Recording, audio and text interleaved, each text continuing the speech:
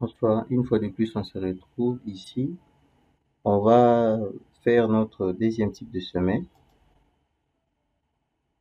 Comme là, il s'agit de la semelle en gradin, à l'aide toujours de l'application Master Hero Code Set Foundations, téléchargeable dans le site Beamworld. Il donne un mois d'essai gratuit. Si ça vous plaît, vous pouvez acheter le logiciel. Donc ça, ce n'est que spécialisé pour les fondations superficielles. Pour les fondations profondes, les pieux, on avait fait Redpile qui s'intègre directement dans le robot. Donc ici, on clique sur cet élément. Venons sur géométrie. L'élément est là, vous voyez. On commence par la classe. Les dimensions, ça ce sont les dimensions par défaut, base de 2 mètres et une longueur de 3 mètres. Peut toutefois diminuer ça pour voir quel impact ça aura. Essayons pour cet exemple de prendre l'exemple des dimensions que le robot a donné 1m30, 1m30 de part et d'autre. Et voir si qu'est-ce que ça va donner.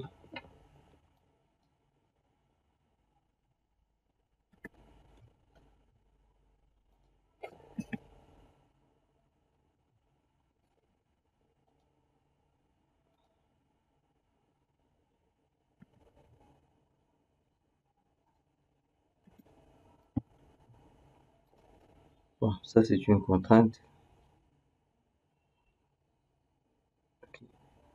C'est un des diminuer même l'autre.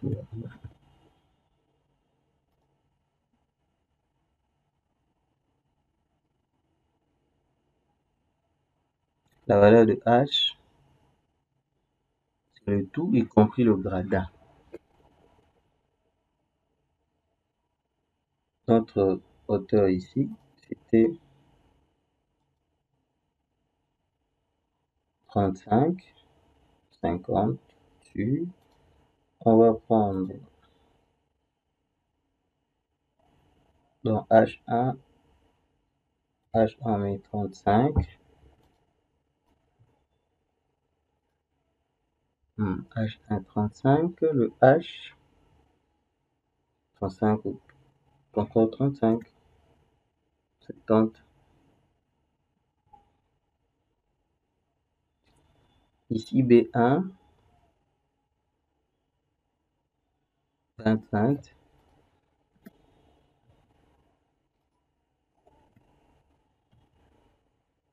Excentricité. Par rapport à cet exemple, l'excentricité est combien là? Par rapport à somme ici.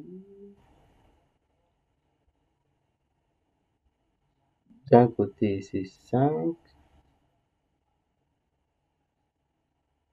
cm, de l'autre côté, ça c'est même fixé. Ça, il n'a pas changé. Il a changé, c'est seulement l'autre là. Et nous allons prendre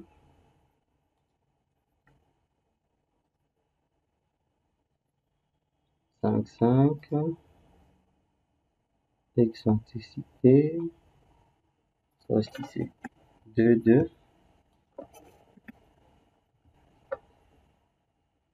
Bon.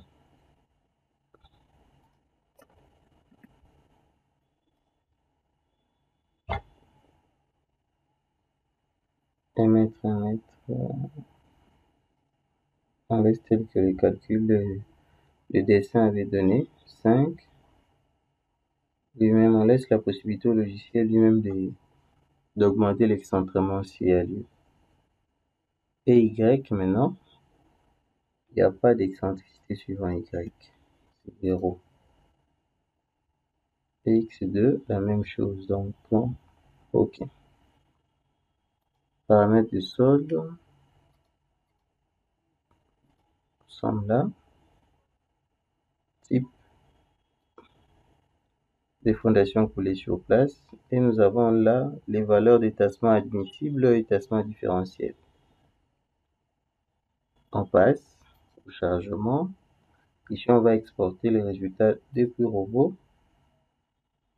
Cas sélectionné, on prend tous les cas. J'aurais pu sélectionner, sera importé.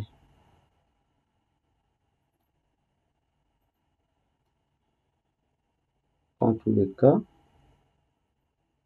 Et paramètres de calcul. Paramètres d'armature. On choisit. Ça, c'est les ratios min-max. Nous avons des barres de 12.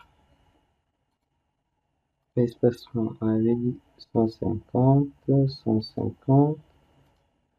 Supérieur, on fait la même chose.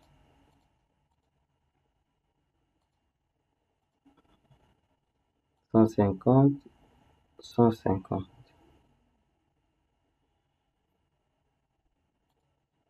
Maintenant, la vérification. Combinaison critère avec importance du sol, avec glissement. On calcule.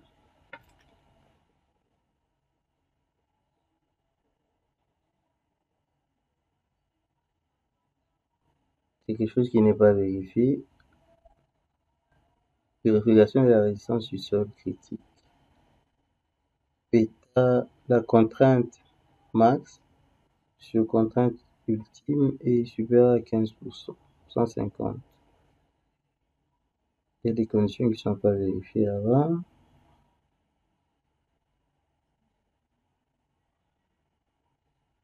Qui 1, qui 2, qui 3, qui 4.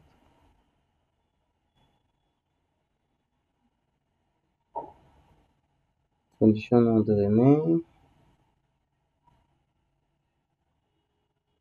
Couche du sol argilement ferme. Contrainte admissible du sol. Suivant les 0 code 7, la formule donnée, minimum. Entre les cultimes et cultime UD. Vérification au glissement. La vérification au glissement tient au renforcement. Vérification de la poussée seulement par rapport à la capacité portante. À la résistance du sol, la capacité portante qui ne s'en tient pas. On va augmenter. On voit l'autre état limite de service.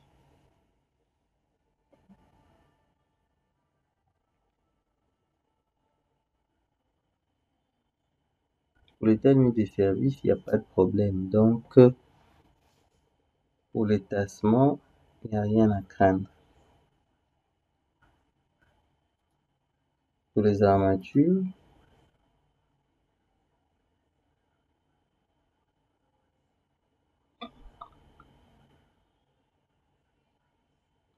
c'est aussi vérifié. C'est dans les limites.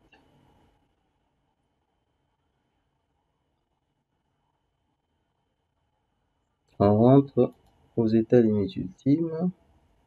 On va essayer de corriger ces problèmes ici. Q ultime sur Q max. Pour ce faire, on va élargir la base de notre élément. On va élargir, ça fait partie des solutions. Autre solution, on va excentrer, essayer un peu d'augmenter l'excentrement de l'élément ici.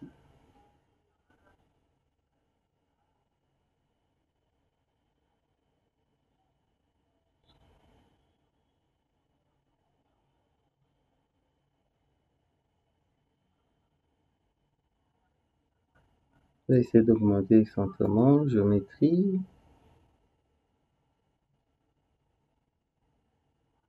Dans l'exercice, nous étions à 0,05, 5 cm. 5 cm. Notre élément a comme longueur 2 mètres. 2 mètres, 1 mètre chaque. Chaque élément est distant d'1 mètre.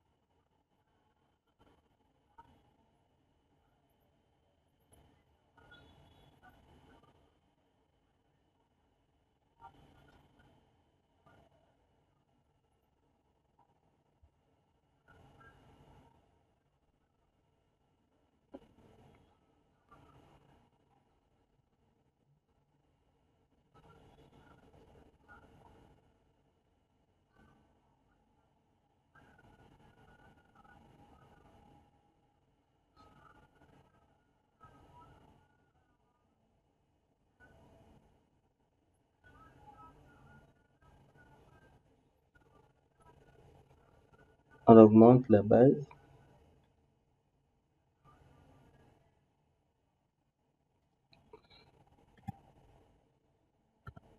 de 2,20 m par exemple.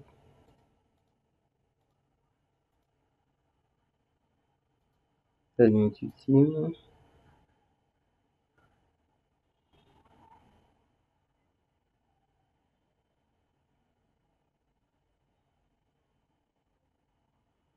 C'est presque. Limite. 2,30 m.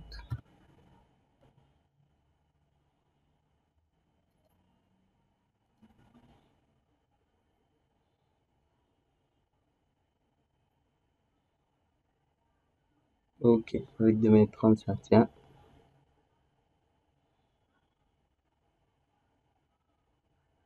Avec un qui a baissé.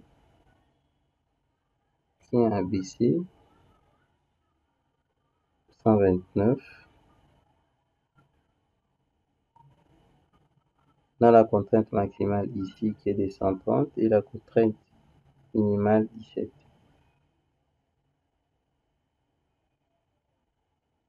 Toutes ces valeurs sont inférieures à la contrainte ultime de calcul.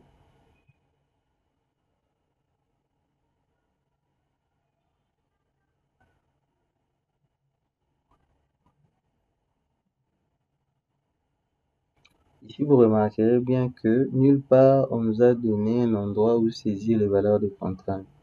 Donc, il suffit de choisir le type de sol et le logiciel va calculer la contrainte qui règne sur ces sols-là, sous les différentes conditions précisées.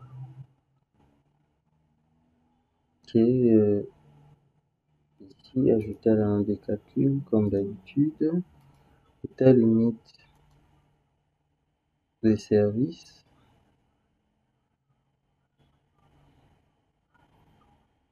Ok, il n'y a pas de problème. Ajouter à la langue de calcul. Les armatures.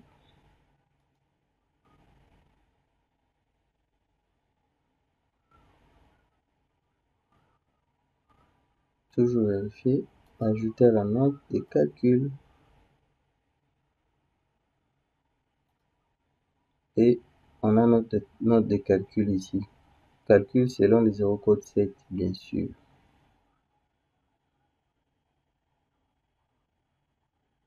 On a notre note de calcul.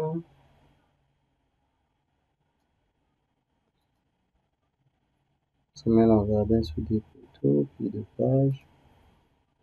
Ok. Ceci est enregistrable au format PDF ou format. On enregistre au format RTF, c'est-à-dire pour que ça soit lisible les logiciels Word. Mode de calcul de la fondation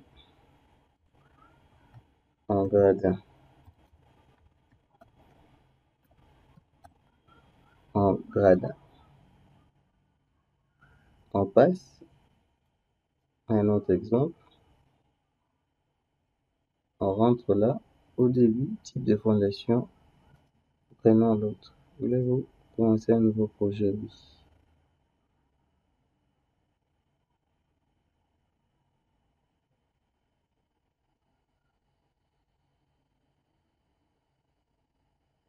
Nous sommes là, fondation avec glacis. On commence, on essaie de diminuer, 2 mètres. H, l'autre c'était 60.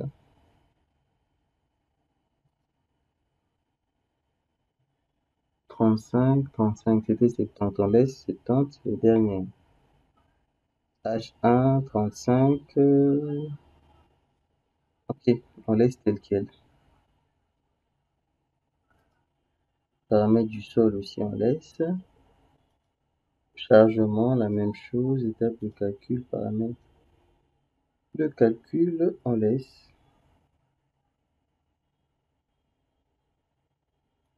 Limite ultime.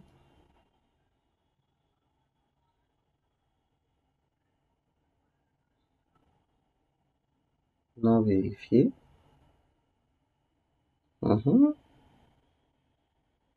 Déjà, non vérifié. Mettre 30.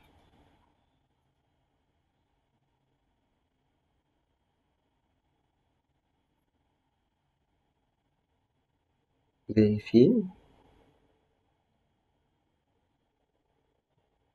Vérifier carrément. Bon. Mais l'avantage d'une forme par rapport à un autre réside en termes de matériaux utilisés.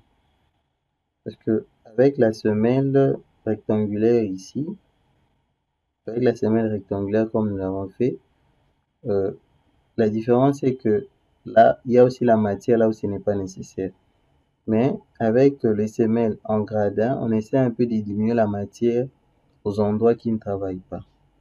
Donc avec la semelle, on a les notions des bielles étirants et les bielles se développent souvent suivant un angle incliné, ça peut être de 45 degrés comme plus.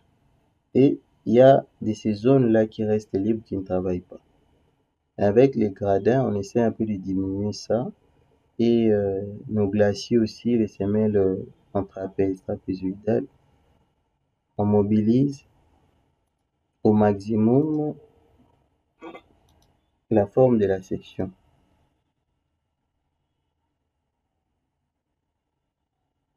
En termes de résultats, nous avons les mêmes résultats parce que les surfaces en contact avec le sol n'ont pas changé. Et seulement au niveau, on ajoute,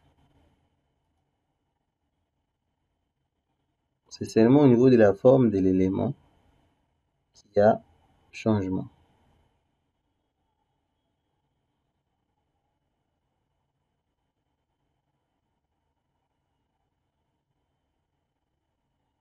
Ok, bon, je vous remercie pour votre attention. Ici, on peut faire aussi une sortie DXF, c'est-à-dire on peut amener l'élément sur AutoCAD, c'est comme nous allons faire. Je l'appelle semelle jumelée.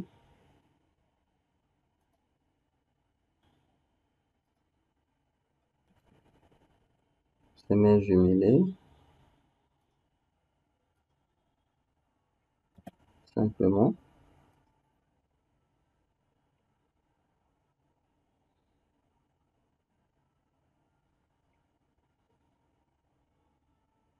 Oui, on voit AutoCAD qui s'ouvre.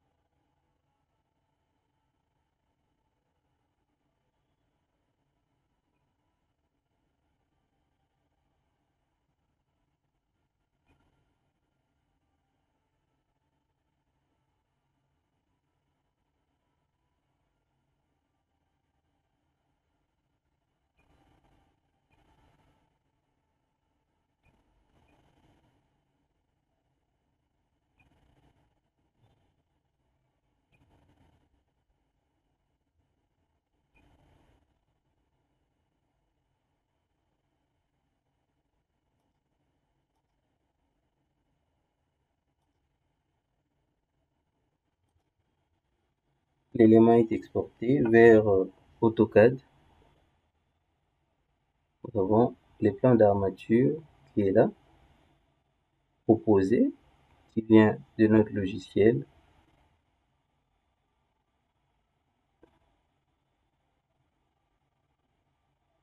(15/12), c'est modifiable. Nous avons 70 ici, de l'autre côté 35. 1 mètre au-dessus, tous les côtés, nous avons notre plan d'armature. Donc ceci est modifiable, on peut facilement l'imprimer et le modifier. Donc c'est vraiment une application intéressante et je vous invite bien à tester. Bon, merci beaucoup pour votre attention.